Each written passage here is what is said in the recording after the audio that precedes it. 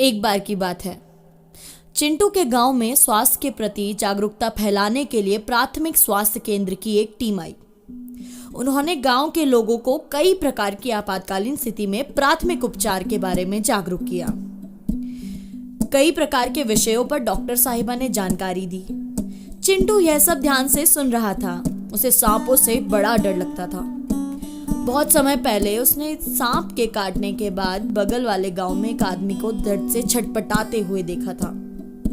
मन में चल रही जिज्ञासा के चलते उसने डॉक्टर साहिबा से पूछ ही लिया। अरे डॉक्टर साहिबा, ये बताइए कि इस सांप के काटने पे कौन प्राथमिक उपचार संभव है? डॉक्टर साहिबा ने कहा, हाँ क्यों नहीं।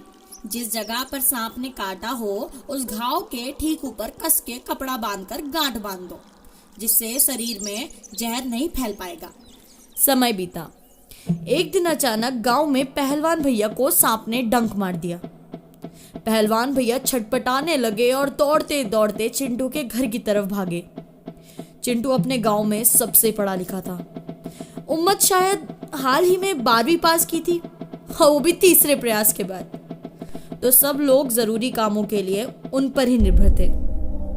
पहलवान को देखते ही वो समझ गया कि इसे सांप ने काटा है। चिंटू ने पहलवान को बिस्तर पर लिटाया और डॉक्टर साहिबा द्वारा बताई गई बात के अनुसार पहलवान का उपचार कर दिया। उपचार के बाद ही उसने डॉक्टर साहिबा को उनकी टीम के साथ तुरंत गांव बुलवाया। जैसे ही वो गांव पहुंचे तो उन्होंने पाया कि हष्ट पुष्ट पहलवान खटिया पे चित्त पड़ा हुआ था।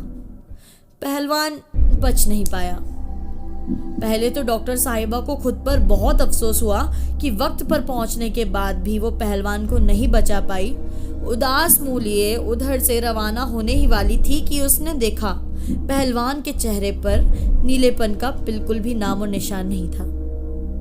उसने चिंटू से पूछा, क्या तुमने इसे प्राथमिक उपचार दिया था? चिंटू बोला, जी डॉक्टर साहिबा, आपने जो जो बताया था ना वो हमने कर दिया था।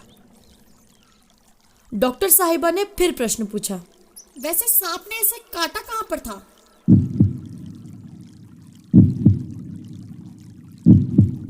जी गले पे।